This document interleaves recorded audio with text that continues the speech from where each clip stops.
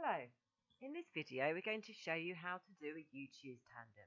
With a YouChoose tandem you can choose your partner and the activity that you would like to do. First of all, click on YouChoose tandem. This takes us to a new screen. Click here. Then we're going to choose a partner.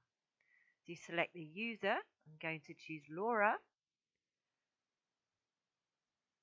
Then I'm going to select the exercise. Then I'm going to click Start.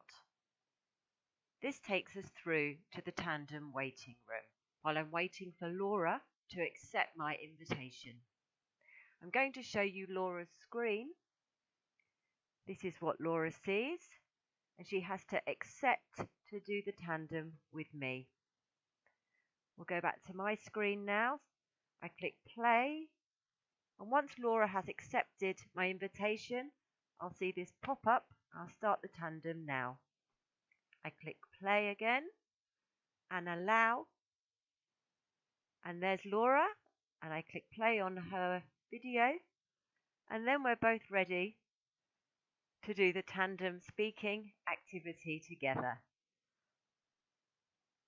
In order to get the tasks, we click on show tasks, and this will take you to the tandem speaking activities which you can do together.